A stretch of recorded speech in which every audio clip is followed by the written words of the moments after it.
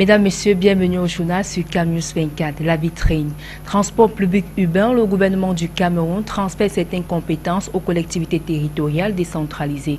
Un texte du Premier ministre chef du gouvernement signé le 24 novembre dernier en fixe les modalités d'exercice. Puis sport football, barrages régionaux dans le littoral, la compétition se joue sans un dispositif sécuritaire fiable. Hier au stade de la réunification, les premiers demi-finales se sont disputées en l'absence de la police et des agents de sécurité. Dans cette édition d'information, le service de l'information marque un temps d'arrêt sur cette situation qui a laissé entrevoir beaucoup de failles à la main courante et dans les gradins. Voilà pour les titres. Si vous nous rejoignez à l'instant, vous êtes sur CamNews 24 et c'est l'heure du journal. Transport public urbain, le gouvernement du Cameroun transfère certaines compétences aux collectivités territoriales décentralisées. Un texte du Premier ministre chef du gouvernement signé le 24 novembre dernier en fixe les modalités. Reportage Donna Ayuzoa.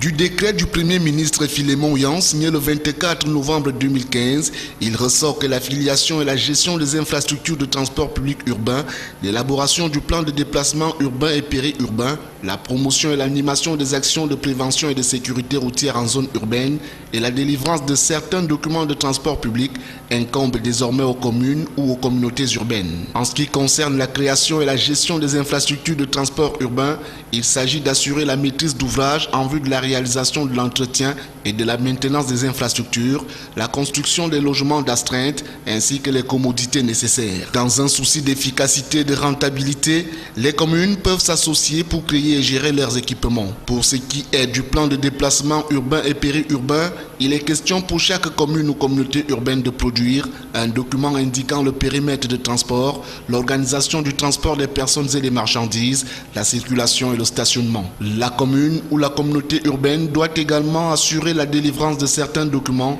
notamment la licence ordinaire de première catégorie pour le transport urbain et périurbain, la licence spéciale de catégorie S2 par moto-taxi, la licence spéciale de catégorie S1 pour le transport urbain par autobus, ainsi que les cartes bleues y afférentes. Les ressources nécessaires à l'exercice des compétences ainsi transférées sont prévues dans la loi des finances de l'État. Un rapport sur l'état de mise en œuvre de ces compétences est produit par semestre. Le ministre de l'administration territoriale et de la décentralisation et celui des transports sont chargés de l'application de ce texte. L'armée camerounaise a encore fait preuve de bravoure. 1200 ex-otages nigériens libérés ont regagné le Nigeria. Ils ont été accueillis à Maroua par le gouverneur Midi Awa Bakari avant le départ pour les pays d'origine. Célestin Tabou, le succès.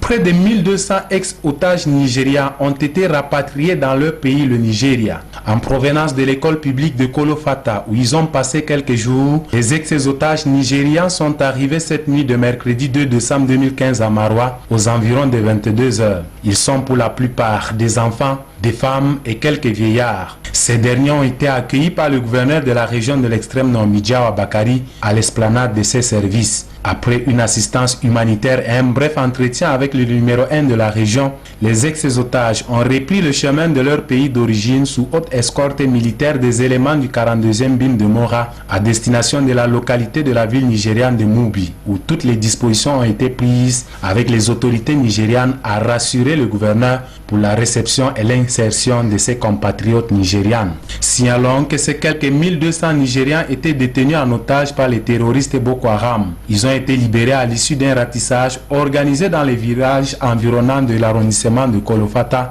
par l'armée camerounaise en synergie avec l'armée nigériane. L'opération en question s'est étendue sur 3 jours, du 26 au 28 novembre dernier. Elle a été rendue possible grâce à la détermination de l'armée camerounaise qui a mobilisé d'importants moyens logistiques et humains. Plusieurs terroristes ont été également tués et une centaine interpellés au cours de cette opération, ainsi que la saisie des armes et de ceintures explosives. Rapport annuel 2014, la Commission nationale des droits de l'homme et des libertés, comme depuis 10 ans aujourd'hui, a présenté hier 3 décembre 2015 à Yaoundé son rapport d'activité et celui sur l'état des droits de l'homme au Cameroun en 2015.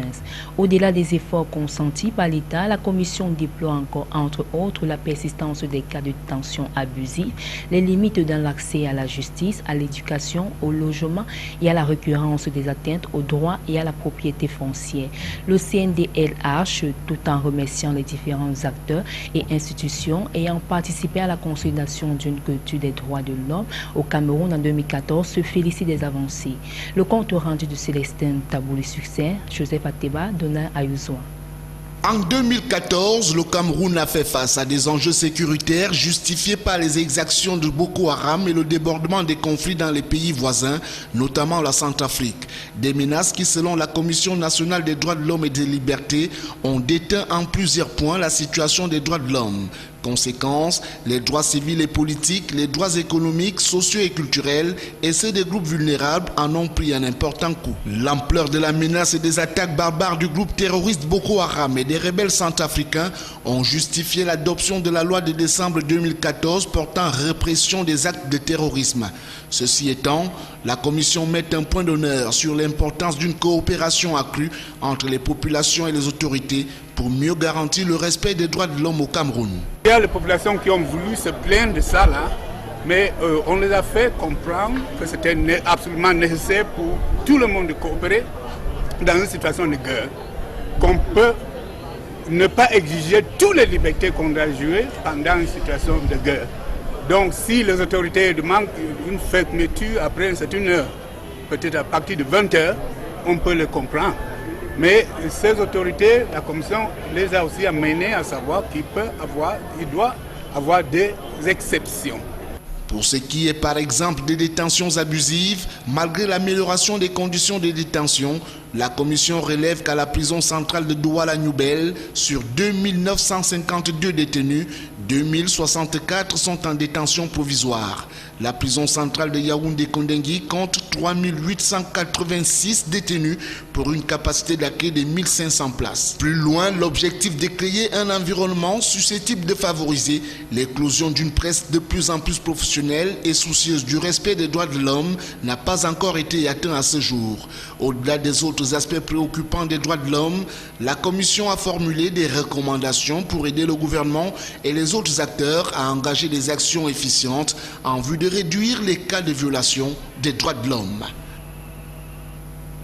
Inscription sur les listes électorales à l'extrême nord et l'Inchon Cameroun invite les inscrits de cette année à vérifier leurs données sur les listes provisoires disponibles dans toutes les agences départementales depuis le 20 octobre 2015. Les responsables d'Élections Cameroun demandent aux responsables des partis politiques ainsi qu'aux électeurs de la région de signaler tout cas d'irrégularité ou d'omission auprès des antennes communales. Le point avec Célestin Tabouli, Succès.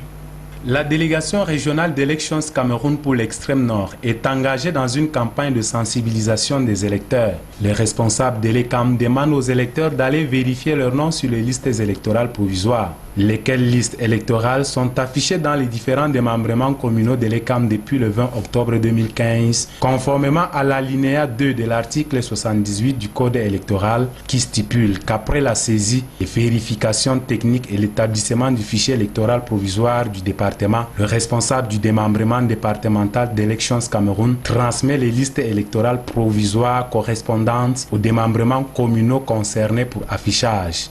Les listes provisoires ont été donc envoyées à destination des antennes pour que les électeurs et tout parti politique même puissent les consulter afin que s'il y a d'erreurs ou d'irrégularité quelconque, on puisse donc enregistrer ces requêtes, en retour les renvoyer pour des mesures correctives afin que la liste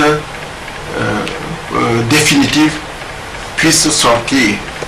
Dans les 3 agences communales de la ville de Maroua, capitale régionale de l'extrême nord, ces listes provisoires attendent les inscrits pour consultation. Les populations sont donc invitées à consulter les listes électorales provisoires déjà disponibles. Après vérification, tout électeur peut saisir la commission de révision ou, le cas échéant, la commission départementale de supervision des irrégularités ou omissions constatées. Les responsables d'Elections Cameroun pour l'extrême nord lancent également un vibrant appel aux responsables des différents partis politiques à aller prendre connaissance des listes provisoires. Notons qu'en cas d'irrégularité, la commission de révision des listes électorales se chargera de dresser un procès verbal des opérations rectificatives opérées, le cas échéant, sur les listes électorales provisoires. Rappelons que la région de l'extrême nord, pour le compte de l'année 2015, s'est enrichie avec 34 679 nouveaux inscrits sur le fichier électoral. Barrages régionaux dans le littoral, les problèmes de sécurité se posent avec acuité au stade de la réunification de Douala. Les premiers demi-finales se sont disputées hier sans un dispositif sécuritaire digne de ce nom.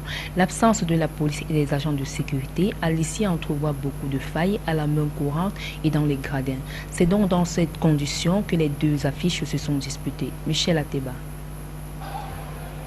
Voici deux images qui sans doute pourront faire le tour du monde. Des membres de la commission de sécurité des barrages qui escaladent la grille de sécurité afin d'aller mettre de l'ordre à la main courante.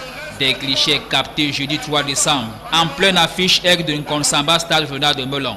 Des images qui n'ont pas ému les dirigeants de la Ligue régionale de football du littoral, mais surtout le comité d'organisation. Les barrages régionaux du littoral se disputent sans mesure de sécurité, malgré la mise sur pied des commissions parmi lesquelles celle dite de sécurité.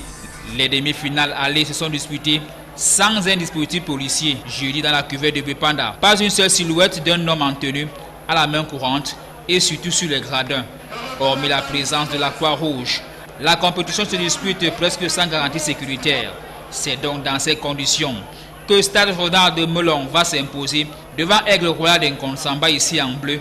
2-0. L'avance de 2 buts pourrait peser lourd côté Aigle d'Nkonsamba pour la manche retour ce dimanche.